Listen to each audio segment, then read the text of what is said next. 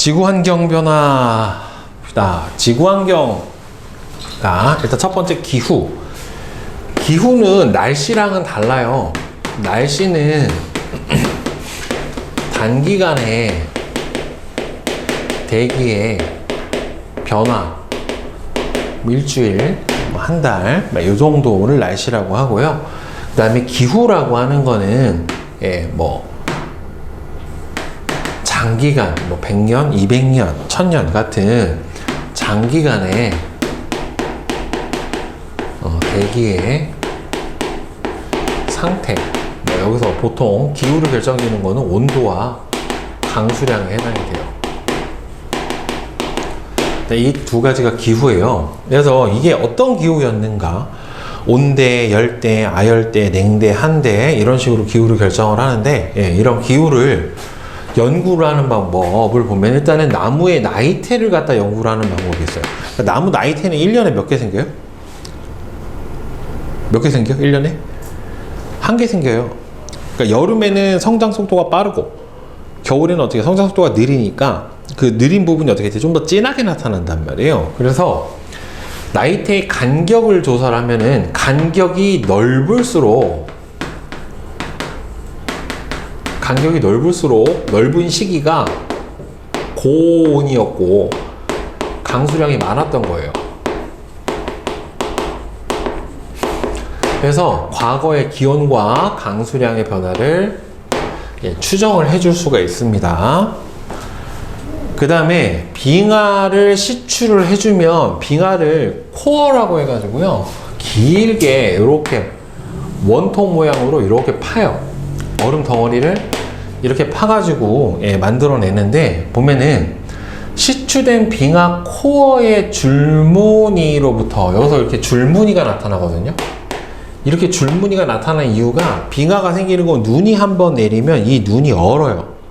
눈이 얼면서 바로 그게 하나의 층이 나타나게 되는 건데 이 줄무늬로부터 빙하가 언제 생성이 됐는지를 알 수가 있고 빙하에 보면은 이때 눈이 얼었기 때문에 눈과 눈 사이에 아주 작은 기포들이 있고 그 기포들 안에 공기가 들어있어요. 그래서 이 작은 공기방울을 분석을 해주면 이 당시 안에 대기가 어땠는지를 알 수가 있어요. 이산화탄소의 양이 얼마였는지 이런 대기 조성을 비교를 해줄 수가 있게 되고요. 그 다음에는 또 화석을 연구를 해가지고요 퇴적층에 포함된 화석의 종류, 그 다음에는 분포 범위 등을 분석을 해서 어떤 동식물들이 어느 지역에 어느 만큼 생존을 했었나 이런 것들을 보면서 과거의 기후를 추정을 해 볼 수가 있게 돼요. 그래서 이 기후가 변하게 되는 거는 여러 가지 원인들이 있는데 일단 첫 번째가 화산활동이 있어요. 그러니까 지구 변화의 원인은 지구 내적 요인과 지구 외적 요인 이 두 가지로 나눠져요. 그러니까 지구 외적 요인이라고 하는 거는 우주, 지구 내부가 아닌 외부적 요인에 해당이 되는 거고 내적 요인은 내부에서 일어나게 되는 건데 화산활동이 일어나게 되면 보통 화산활동 이후로는 뭐가 찾아왔냐면 빙하기가 찾아오는 경우가 많아요. 그러니까 이 역사학적으로도 보면은 아주 큰 대규모 화산 폭발이 어디에든 있었으면은 소빙하기가 찾아오거나 하는 현상들이 일어나게 됐는데 특히나 화산재가 성층고까지 올라가서 어떻게 돼요? 태양 복사 에너지를 차단을 합니다.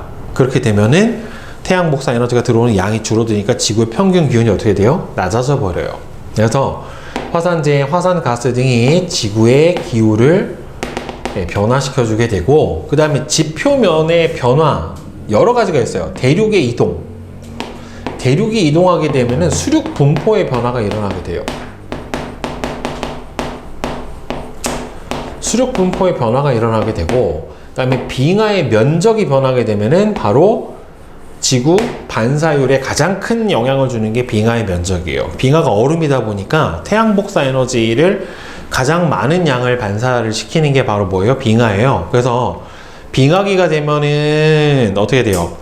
빙하의 면적이 늘어나고 그럼 태양 복사 에너지를 반사하는 비율이 늘어나게 되니까 지구가 흡수하는 태양 복사 에너지 양이 줄어요. 그래서 지구의 기온이 더 내려가는 그런 현상이 벌어지게 되고 그 다음에 온실기체. 온실기체는 온실 효과를 일으키는 기체에 해당이 되는데, 대표적인 온실 기체로는 뭐가 있냐면은 메테인이나 이산화탄소, 수증기 등이 바로 대표적인 온실 기체에 해당이 되고, 특히나 이 중에서도 요새 가장 많은 영향을 주는 게 이산화탄소하고 메테인 같은 경우인데, 특히나 이산화탄소죠. 왜 그러냐면은 화석 연료의 사용량 자체가 늘어나다 보니까 이산화탄소 때문에 온실 효과가 늘어나게 되는 경향이 보여지게 되고, 이렇게 되면은 지구 온난화를 촉진을 시켜버릴 수도 있게 됩니다. 자, 그 다음에 지구 외적 요인으로 첫 번째는 뭐가 있냐면은 태양이 활동이 변화가 하는 경우가 있어요. 태양은 11년을 주기로 해서 태양의 흑점수가 늘었다 줄었다를 반복을 해요. 그래서 이 태양 흑점 극대기가 돼버리면, 이 태양 극대기 때는 태양 활동이 어떻게 돼요? 활발해요. 태양 활동이 활발하다 보니까 이 활발에 의해서 태양 복사 에너지 양이 지구로 입수하는 양이 더 많아질 수도 있고, 극소기가 되면은 더 줄어들 수도 있고, 이런 요인들에 의해서 지구의 기후가 변할 수도 있고요. 그 다음에는 이 천문학적인 변화라고 하는 게 있는데, 천문학적인 변화는 지구 자전축의 기울기의 크기가 변하는 경우가 있고요. 기울기의 방향이 변하는 경우도 있고요. 그 다음에는 뭐가 있냐면은 공전 궤도의 이심률이 변하는 경우도 있고, 요 크게 세 가지가 바로 천문학적 요인의 변화에 해당이 돼요. 그래서 요거는 지구 자전축이 여러분들 알다시피 수직이 아니라 어떻게 되어 있어요? 약간 기울어져 있다란 말이에요. 지구 자전축이 이렇게 약간 기울어져 있잖아요. 수직에 대해서 23.5도 정도 기울어져 있는데, 이게 좀 더 기울어질 수도 있고 조금 더 슬 수도 있어요. 약간 변해요. 이렇게 왔다 갔다 하면서, 그래서 기온의 연교차가 더 커질 수도 있고 작아질 수도 있고 이렇게 되는 거고, 그 다음에 지구가 자전축의 방향이 계속 조금씩 변해요. 26,000년을 기준으로 해서 이렇게 한 바퀴를 돌아요. 자전축이 약간 이렇게 비스듬하게 돌아요. 이런 식으로. 그러니까 이렇게 돼버리면 여기 왔을 때에서 여기 반대편으로 가는데 약 13,000년 정도 걸리는데, 그러니까 이게 자전축의 방향이 바뀌게 되면은 북반구, 남반구의 계절도 반대로 바뀌게 되고, 이런 현상들이 벌어지게 되고요. 그 다음에 여러분들, 지구는 태양을 중심으로 해서 공전을 하게 되는데, 태양을 중심으로 해서 공전하는 궤도가 완벽한 원궤도가 아니라 원에 가까운 약간의 타원 궤도를 돌게 돼요. 그래서 이 공전 궤도 지름을 보게 되면은 이렇게 태양부터 지구까지 거리가 완전히 똑같은 게 아니라 이렇게 가까운 지점이 있고 이렇게 좀 먼 지점이 있습니다. 가까운 지점을 뭐라고 하냐면 근일점이라고 해요. 태양에 가까운 지점. 그다음에 먼 지점을 원일점이라고 하는데, 이 지구 공전 궤도가 이렇게 되는 경우도 있고 이거보다 조금 더 찌그러져 가지고요, 이렇게 변하는 경우도 생겨요. 이것도 왔다 갔다 해요. 그러면 근일점까지 거리가 가까워지거나 원일점까지 거리가 멀어지면서 지구에 입사하는 태양 복사 에너지 양이 어떻게 돼요? 변해요. 그러면서 지구의 연평균 기온, 이런 것들도 어떻게 된다? 변할 수가 있다란 말이에요. 오케이? 그래서 이런 여러 가지 천문학적 요인에서 지구 자전축의 기울기의 크기가 변하는 경우, 그 다음에는 세차 운동에 의해서 방향이 변하는 경우, 그 다음에 공전 궤도의 이심률이 변하는데, 원에 가까운 경우가 이심률이 작은 경우고요.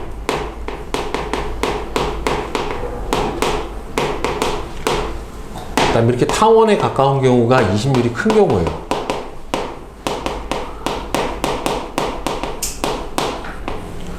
그래서 이렇게 이심률에 따라서도 변할 수가 있기 때문에 이 부분에 대한 이해는 나중에 이제 지구과학을 배우게 되면 거기서 아주 자세하게 나오게 됩니다. 자, 지구온난화 봅시다. 온실효과.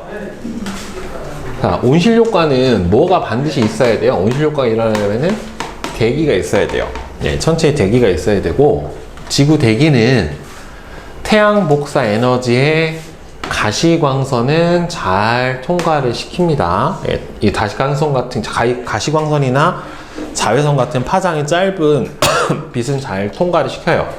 하지만 지구 복사 에너지의 같은 적외선 같은 경우를 뭐라고 하냐면 장파 복사가 일어난다라고 하고, 그 다음에 가시광선이나 자외선 같은 경우에는 파장이 짧아서 단파 복사라고 해요. 그런데 지구 대기 성분은 적외선과 같은 장파를 흡수를 했다가 다시 지표로 재복사, 재방출을 해버립니다. 그러니까 대기가 없으면 받은 에너지가 100이면 그대로 다시 그냥 100을 그대로 내보내게 되는데, 여기 대기가 있으면 태양 복사 에너지는 들어와요. 근데 지구 복사 에너지를 거의 대부분 흡수하고 일부만 내보내고 다시 얘를 어떻게 돼요? 재방출을 해버려요. 이쪽으로. 그러면 얘가 다시 이렇게 방출하니까 이 안에서 열이 어떻게 돼요? 온실처럼 갇혀버리는 현상이 일어나 버리게 됩니다. 그래서 대기가 없을 때보다는 있을 때 지구의 평균 기온이 훨씬 더 온실에 있는 유리나 비닐하우스처럼 열을 가둬놓는 역할을 하기 때문에 평균 기온이 높아지는 현상이 일어나게 되고, 그래서 지구의 연교차가 너무 크지 않게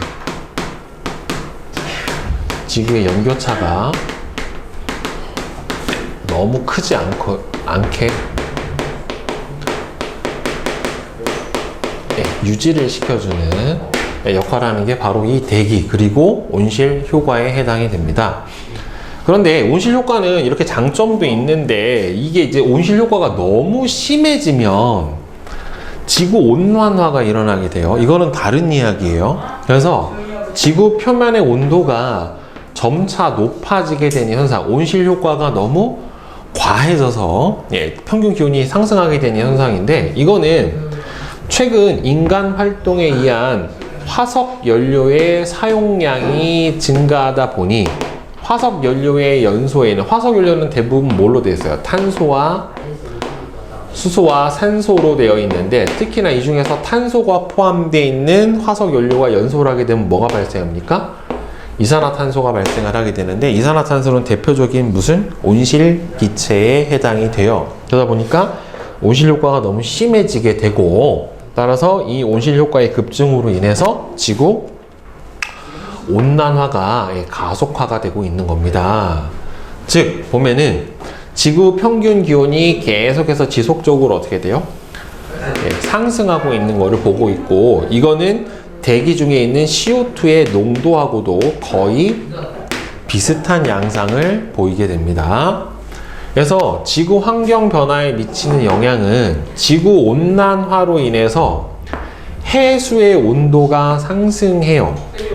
그러니까 지표 온도도 올라가지만 해수의 온도도 올라가서, 이 해수의 온도가 올라가면은 물이 부피가 늘어나면 열팽창이 일어난단 말이에요. 그러니까 해수가 이 상태에서 온도가 올라가서 열팽창이 일어나면, 이게 뭐 물이 조금일 때는 양이 얼마 안 되지만 전체 바다에서 해수가 차지하고 있는 물의 양이 어마어마하게 크단 말이에요. 그러니까 해수면이 상승해요. 그러니까 빙하가 녹아서 민물의 유입으로 해수면이 상승하는 것보다 해수 열팽창으로 인해서 해수면이 상승하는 효과가 훨씬 더 큽니다. 또한 육지에 빙하가 녹아 바다로 흘러들어서 해수의 양 자체가 늘어서 해수면이 상승하는 효과도 있긴 한데, 이 위에 있는 열팽창에 의한 효과가 이거보다 훨씬 커요. 그 다음에 대기 중에 CO2가 바다로 용해되는 양이 증가해서 해양 산성화 현상이 나타난다라고 되어 있는데, 그러니까 대기 중에 CO2의 농도가 늘어나게 되면 이산화탄소가 해수에 녹아요. 그럼 뭐가 형성이 되냐면 탄산이 만들어지고, 탄산은 이온화되면서 이렇게 수소이온하고 탄산수소이온으로 나눠진단 말이에요. 그러니까 수소이온의 농도가 증가하니까 해수에 어떻게 돼요? 산성도가 증가하게 되는 현상이 벌어지게 되죠. 그래서 해수의 pH가 변하게 되면은 생태계에도 굉장히 어떻게 돼요? 큰 영향을 미치게 됩니다. 그 다음에 지구 변화로 생태계의 변화, 곡물 생산량, 작물의 경작량이 줄어들게 되고요. 기상이변, 여러분도 올해도 어떻게 돼요? 엄청나게 더웠죠. 폭염, 그죠? 근데 겨울이 아마 또 못지않게 추울 거예요. 그러니까 지구가 따뜻해지면서 지구 온난화로 인해서 여러 가지 뭐 폭우, 폭설, 폭염, 이런 기상 이변이 나타나게 됩니다. 자, 그러면 대기의 대순환과 해수의 표층 순환 보도록 합시다. 하나, 둘, 셋. 대기 대순환. 지구 전체에서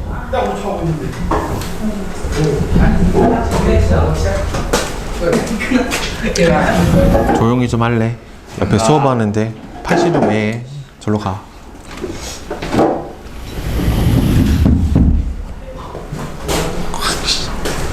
자,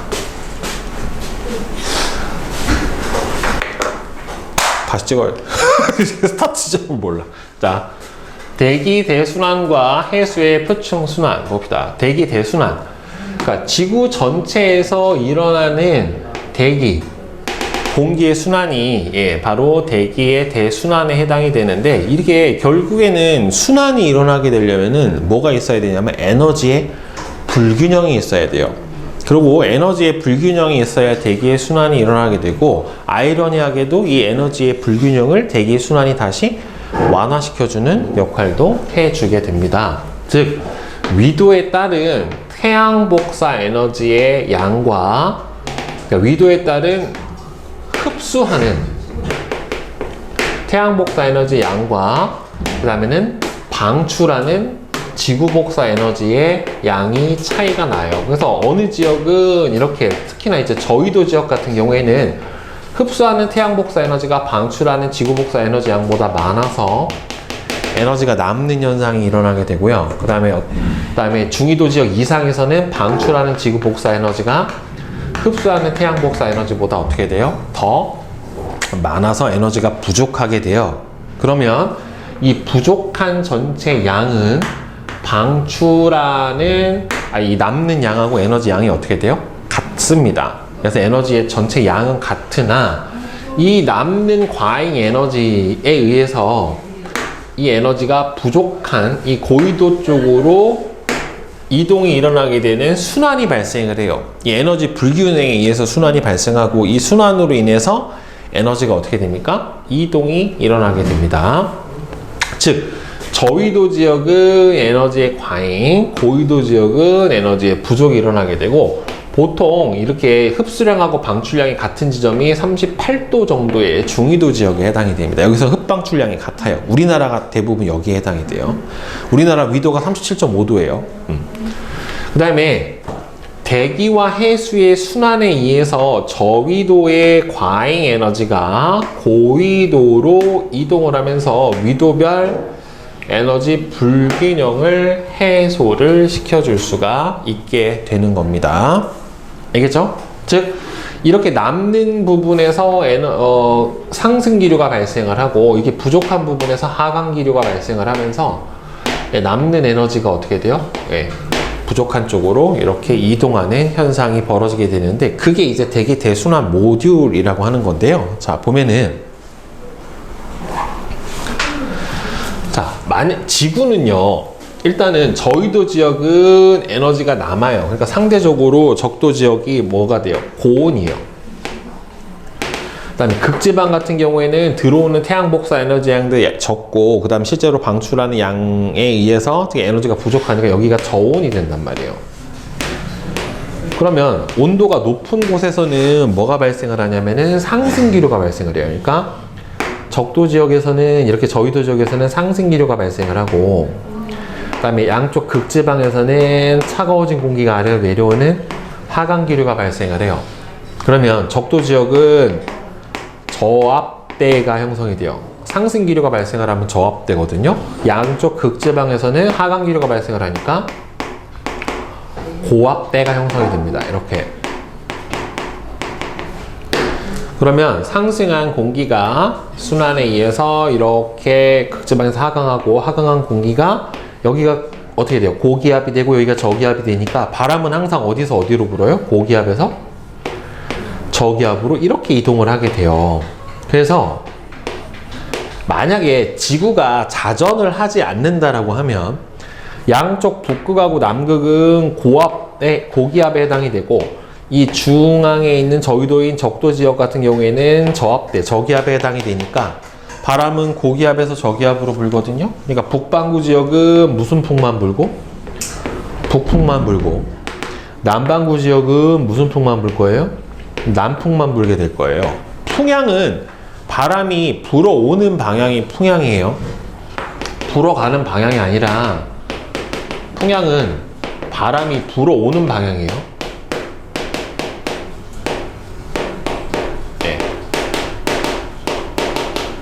불어오는 방향이라 만약에 지구가 자전을 하지 않으면 북반구는 북풍만, 남반구는 남풍만 불게 될 거예요. 그런데 지구는 뭘 하냐면은 자전이라고 하는 걸 해요. 그러면 지구가 자전을 하게 되면 어떤 현상이 벌어지냐면, 자, 지구가 자전축을 기준으로 해가 더럽게 안 동그랗네. 자, 지구가 이렇게 원형이잖아요. 자전축을 기준으로 해가지고 자전을 하게 되면 위도별로 가운데 축에서부터 뭐가 달라요? 원 운동을 하는 원 반지름이 달라요. 그러니까 여기서는 한 바퀴 도는 둘레가 이만큼, 여기서는 이만큼 적도 지역이 가장 어떻게 돼요? 크죠? 그죠? 그리고 각 위도별로 뭐가 작용하냐면 지구 중심 방향으로 뭐가 작용해요? 이렇게 중력이 작용해요. 어디나 중력의 크기는 어떻게 돼요? 다 똑같아요. 그죠? 원에서. 근데 이렇게 여러분들 원 운동을 하면 밖으로 튕겨 나가려고 하는 힘이 생겨요. 이 힘 뭐라 그래요? 원심력이라고 합니다. 원심력. 그러면 원심력이 생기는데 원심력 어디가 가장 세냐면은 적도가 가장 세고요. 반지름이 작다 보니까 고위도로 올라갈수록 원심력의 크기가 어떻게 되냐면 점점 작아져요. 그래서 각 위도별로 작용하는 원심력과 중력을 합한 힘을 뭐라고 하냐면 전향력이라고 하는 힘이 작용을 해요. 전향력. 전향력은 중력과 지구 원운동 자전에 의한 원심력의 합력이에요.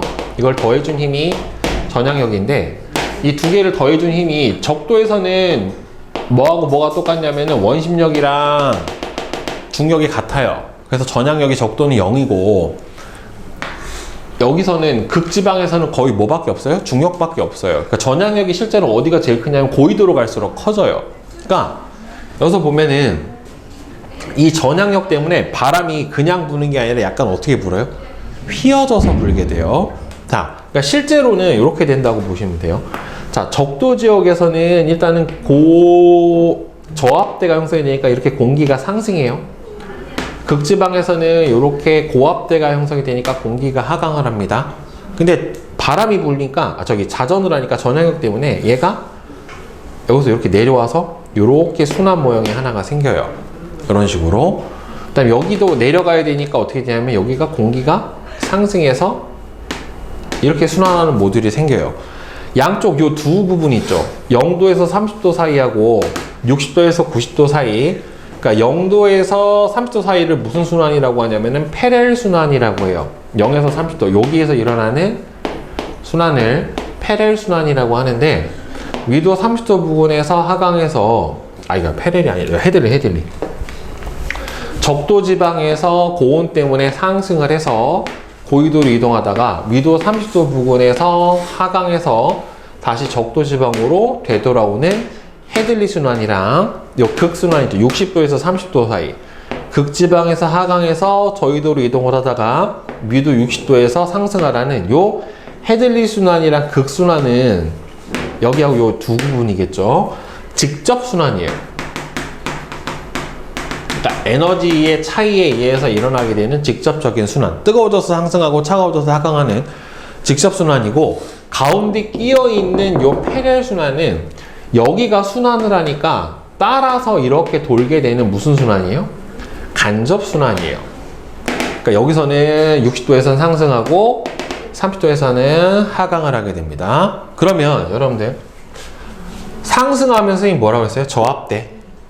하강하면 고압대라고 해요. 왜냐하면 저기압 중심에서는 무슨 기류? 상승 기류. 고기압 중심에서는 하강 기류가 형성이 된다는 말이에요. 그래서 여기 가운데에 있는 적도 지역을 뭐라고 하면 적도 저압대. 그 다음에 여기 하강 기류가 생성되는 30도 지역을 뭐라고 하면 중위도 고압대.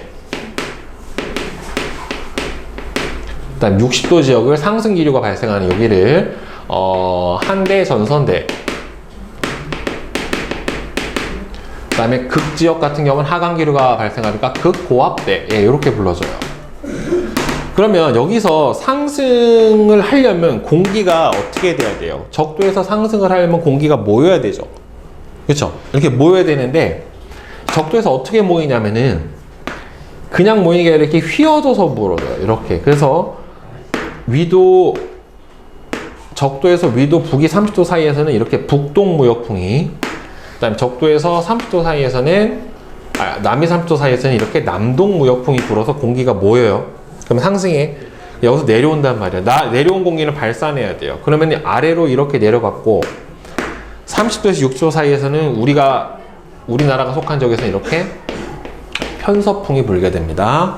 그리고 다시 여기서는 상승을 하려면 수렴을 해야 될 거 아니에요. 그럼 이렇게 휘어져서 극동풍이 불게 돼요. 그래서 이렇게 각 위도별 순환 모듈이 나타나게 되는 거는 일단은 지구의 에너지 불균형, 그리고 지구 자전에 의한 전향력 때문에 이렇게 대기 대순환 모형이 나타나게 되는 겁니다. 그래서 여기서 꼭 알아야 될 거, 적도에서는 저압대, 중위도 지역에서는 고압대, 다시 한대 전선대, 그 다음에는 극고압대 이렇게 되고 위도별로 무역풍, 편서풍, 극동풍, 예, 이런 바람이 불게 되고 이렇게 휘어져서 불게 되는 게 바로 뭐 때문이다? 지구 자전에 의한 전향력 때문이다 라고 생각을 해주시면 됩니다. 자, 그러면 이제 해수의 표층순환 봅시다. 이런 바람이 지속적으로 계속해서 불게 되면 이 바람의 마찰에 의해서 어떻게 돼요?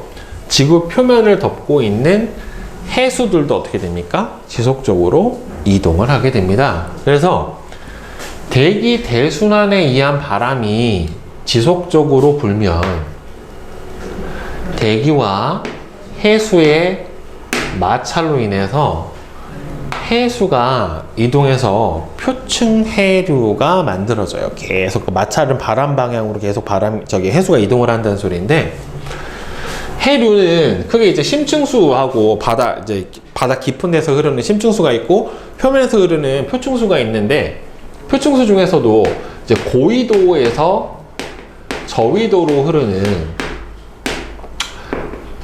찬 해수가 있고요. 저위도에서 고위도 쪽으로 흐르는 따뜻한 해수가 있어요.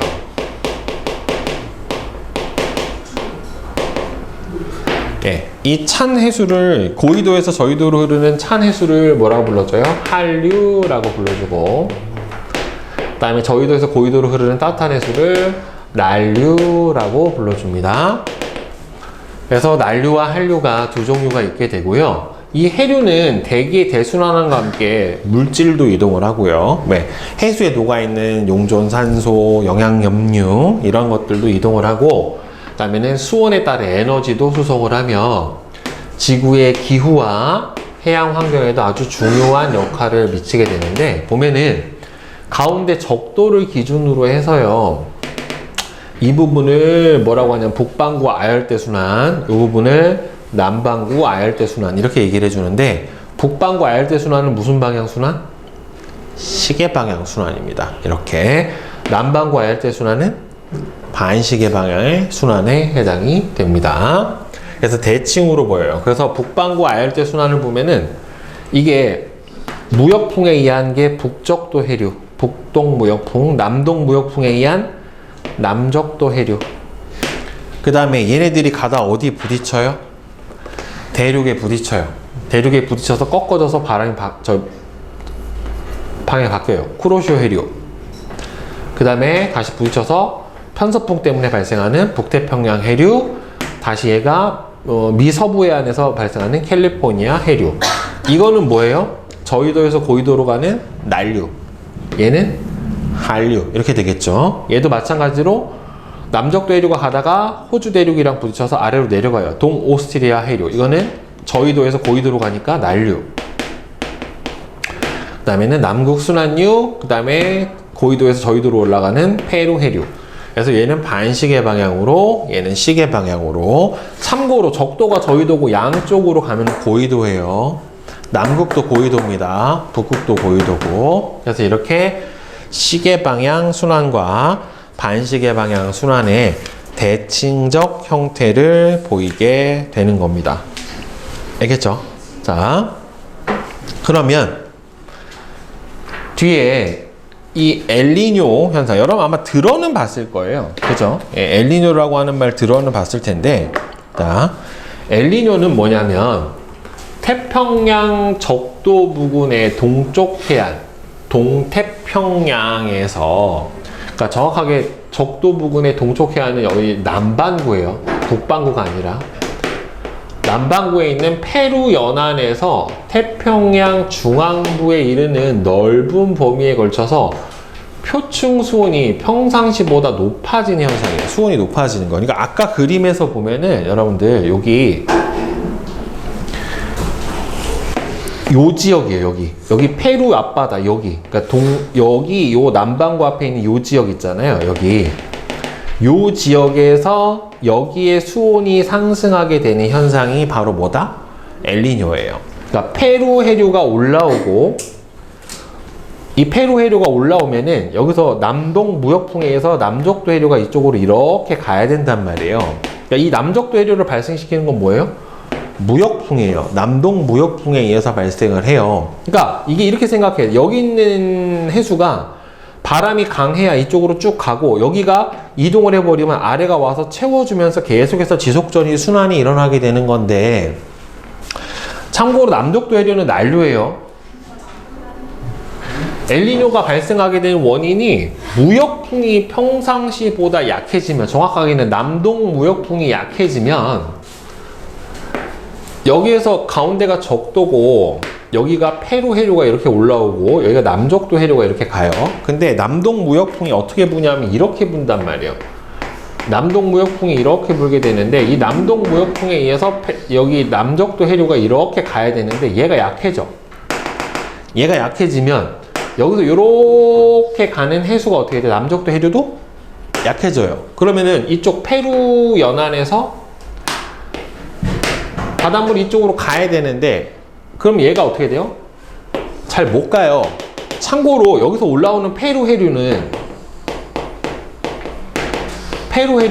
한류예요. 한류. 차가운 해수란 말이에요. 근데 차가운 해수 안에 용존산소량도 많고 영양염류도 많아요. 그래서 물고기 양도, 어류도 많고 어종도 많단 말이에요. 근데 여기 있는 해수가 바람이 약해지니까 일로 못 가요. 그러니까 상대적으로 여기 모여 있어. 해수가 잘 이동을 못 하고. 그러니까 이 동태평양의 해수온이 어떻게 돼요? 높아져요. 그리고 여기 있는 해수가 일로 가버려야, 여기서 보면은 연안이 이렇게 있으면 여러분들 여기가 육지야. 얘가 바다고. 여기 있는 해수가 이쪽으로 이동을 해야 여기 비어있는 부분을 채우기 위해서 아래에서 바닷물이 위로 이렇게 올라와요. 이거를 뭐라고 하냐면은 용승이라고 해요. 용승, 오를승. 그래서 바닷물이 위로 올라오는 용승인데, 용승은 심해수가 올라오게 되고요. 심해수는 산소의 양도 많고 영양염류가 많아요. 그래서 여기서 좋은 어장이 형성이 돼요. 페루는 굉장히 그 수산물을 많이 수출하는 나라예요. 대표적으로 여러분 우리가 먹는 그 대왕오징어라고 하는 거 있죠. 대부분 다 페루에서 수출한단 말이에요. 수입한단 말이에요. 페루에서 우리나라 잡히는 대왕오징어의 한 90%를 우리나라에서 수입해서 먹어요. 네, 우리나라 사람들 오징어 워낙 좋아하니까. 자, 그래서 무역풍이 평상시보다 약해지면 폐루 연안에서 용승 현상이 약해져요. 그러니까 찬 바닷물이 못 올라와요. 해수가 따뜻해지니까. 그러면서 태평양 중앙부에서 페루 연안까지가 여기가 원래 차가워져야 되는데 찬물이 올라와서 따뜻해져요. 그리고 여기가 수온이 올라가게 되면 여기서 뭐가 많이 일어나게 돼요? 증발이 많이 일어나게 돼요. 증발이 많이 일어나면 여기 뭐가 많이 생겨요? 구름이 많이 생기고, 구름이 많이 생기니까 여기서 뭐가 많이 내리니까? 비가 많이 내려버리게 돼요. 그래서 수온이 높아지고 따뜻한 해수층이 두꺼워지는 현상이 엘니뇨인데, 엘니뇨가 어떻게 되냐면 평소 때는 무역풍이 강하면, 보세요. 평소 때 무역풍이 강하면 여기 있는 따뜻한 해수가 일로 잘 이동을 한단 말이에요. 그러니까 이쪽 서태평양 쪽, 여기가 어디냐면 인도네시아 쪽이에요. 서태평양 쪽에서 수온이 높아서 상승 기류가 강하니까 여기서 강수량이 많고, 상대적으로 돌아서 이쪽으로 여기는 찬 해수가 많으니까 수온이 낮아서 하강 기류가 많으니까 이쪽은 상대적으로 비가 덜 내려요. 그래서 인도네시아 쪽의 서태평양과 페루 쪽의 동태평양을 보면은 평상시에는 서태평양은 상승 기류가 우세해서 강수량이 많고, 동태평양, 페루 쪽은 용승이 우세해서 수온이 낮기 때문에 하강 기류가 우세하니까 강수량이 적어요.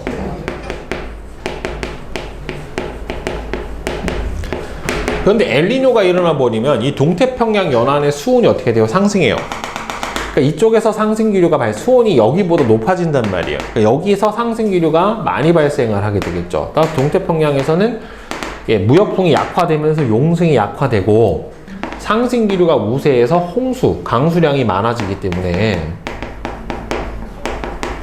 강수량이 증가해서 홍수가 발생을 하게 되고, 상대적으로 서태평양 쪽은 하강 기류가 발생을 해가지고 어떻게 돼요?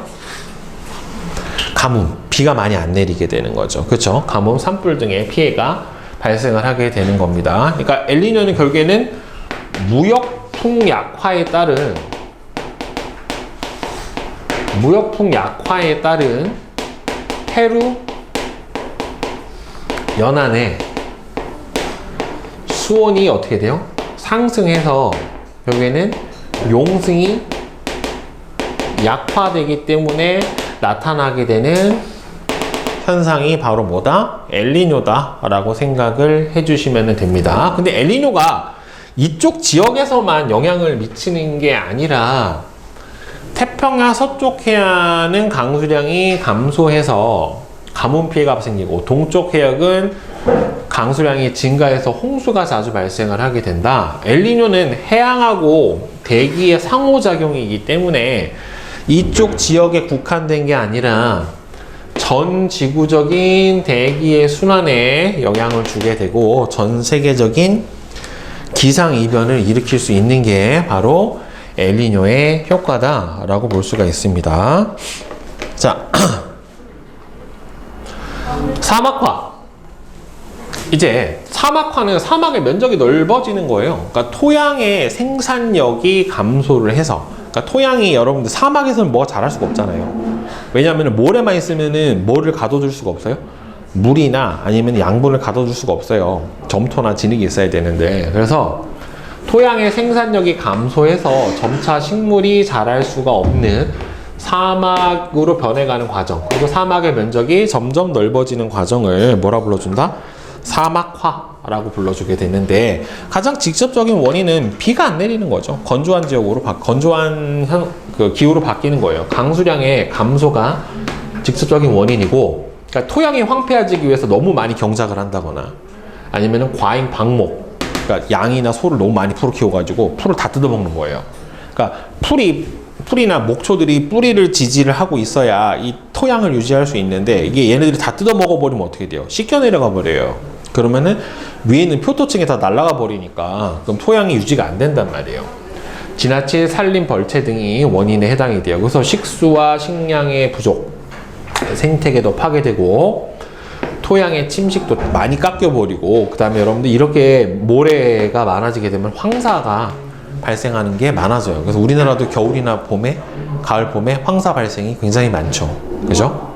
그래서 과잉 방목하고 경작, 산림 벌채를 규제하고 국가 간 기술 및 재정 협력에서 뭐 나무 심기를 한다던가 아니면은 사막화를 막기 위해서 이게 그 나라에만 영향을 주는 게 아니라 주변 국가에도 영향을 주기 때문에 이건 단순히 한 국가만의 사항은 아니다 라고 하는 거예요. 여러 국가들이 같이 협력을 해서 도와야 될 일에 해당이 됩니다.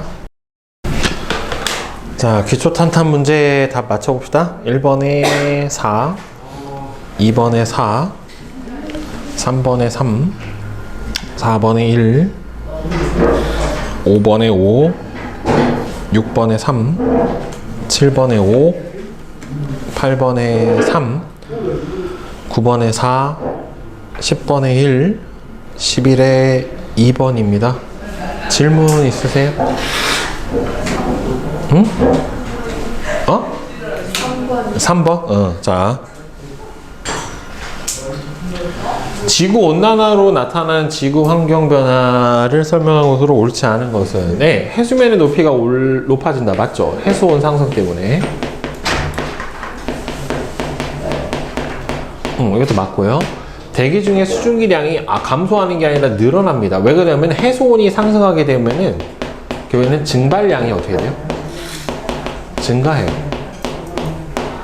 그래서 대기 중에 수증기량이 감소한다가 아니라 증가한다라고 해주시는 게 맞습니다. 됐어요? 또 있어요? 없어요? 자, 뒤에 있는 이제 내신 만점 문제 봅시다. 자, 1번은 5, 2번에 5, 3번에 5, 4번에 2, 5번에 3, 6번에 1, 7번에 3. 그다음 서술형. 그린 가와나는 우리나라와 전 세계의 이산화탄소 농도 변화를 나타냈어요. 자, 이 자료를 알 수 있는 우리나라 이산화탄소 농도 변화의 특징 두 가지를 서술을 해주면 이게 우리나라예요. 이게 전 세계고요. 일단은 어떻게 돼요? 이산화탄소 농도가 지속적으로 증가를 하고 있고, 그다음에 두 번째로는 자, 세계가 증가하는 폭보다 우리나라가 증가하는 폭이 어떻게 됩니까? 더 크죠.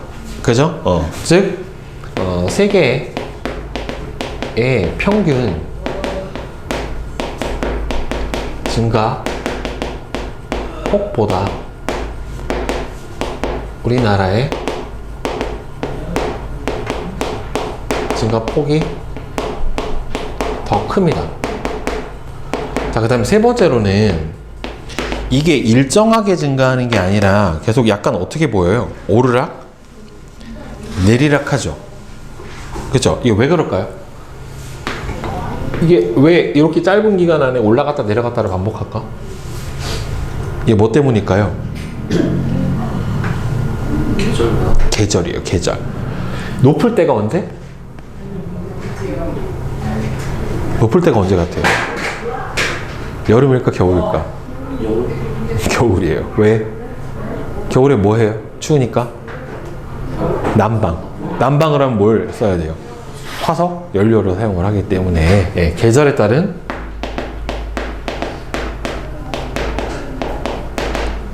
변동폭이 있다.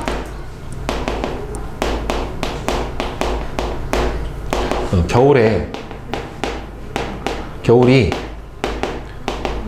난방에 따른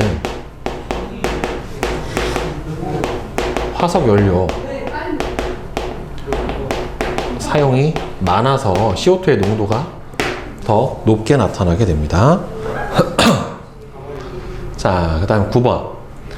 엘니뇨 시기에 나타나는 현상을 묻는 다음 물음에 답하시오. 이 시기에 무역풍이 평균 풍속은 평상시와 비교해서 어떻게 됩니까? 무역풍이 엘니뇨 때는 약화됩니다.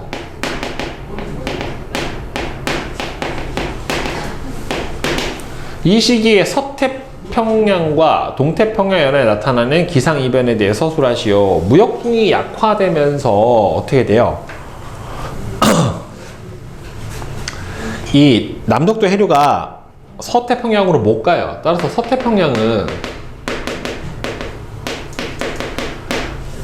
해수온이 어떻게 되고 내려가게 돼요. 해수온이 낮아지게 되고 따라서 강수량이 감소를 하게 돼요. 그래서 가뭄 같은 현상이 벌어질 수가 있게 되고요. 동태평양은 엘니뇨가 일어나면 해수온이 상승하게 되고 따라서 강수량이 증가해서 홍수 등이 발생을 할 수 있게 됩니다. 그 다음에 10번 그림은 사막과 사막가 지역의 분포를 나타낸 것인데, 자, 사막과 사막가 지역의 적도 부근에 거의 나타나지 않는 까닭은 적도는 저압대가 형성이 돼서 강수량이 워낙 많기 때문에 그래요. 적도는 그러니까 결국에는 상승 기류에 의한 저압대가 형성이 돼서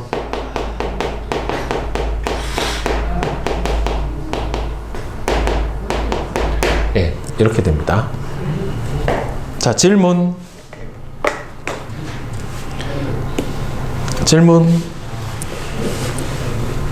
없으세요?